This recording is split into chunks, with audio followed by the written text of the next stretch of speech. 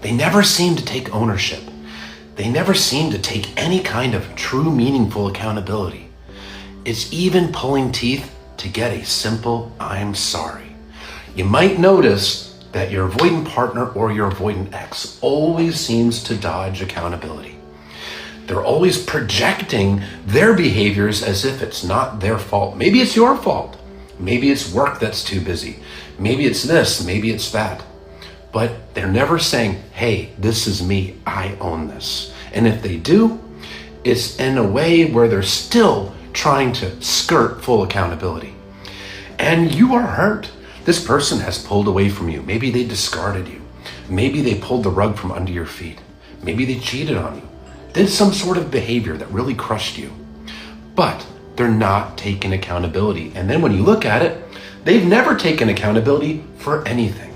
And it's so incredibly frustrating. So why don't they take ownership? Why don't they ever just tell you that they're sorry? There's a few reasons for it. If you're dealing with an avoidant, and a dismissive avoidant in particular, or a fearful avoidant that leans heavily dismissive, there's a core wound of shame. And that wound of shame is what keeps them from taking accountability. Shame is different than guilt. See, people often confuse the two, but guilt is actually a healthy emotion, because if you feel guilt, well, it means you have a conscience, but it's your brain's way of saying, I did something wrong, and there's a potential resolution to guilt. You could make amends if you hurt somebody, or you could stop repeating the behavior that you feel guilty about.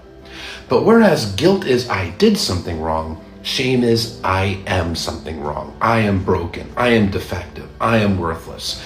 Shame is a toxic emotion, and there's no resolution to shame. So there's this core wound of shame, and it comes from that consistent childhood emotional neglect that the avoidant experienced. They personalized it, growing up to feel defective, unlovable, worthless, like they're just broken and defective. So now, as an adult, taking accountability, well, that would mean confirming their own inner shame. For a healthy person, you need to take accountability to grow and learn from your mistakes. I did this wrong. This is how I can do better. But in the mind of the avoidant, it's I did this wrong because I'm defective, because I'm not lovable, because I'm worthless.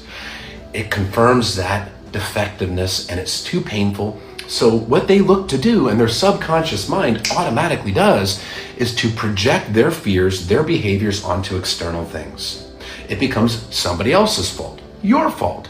It's work's fault. It's my family's fault. But it's never their fault, because if it's not their fault and they can do the mental gymnastics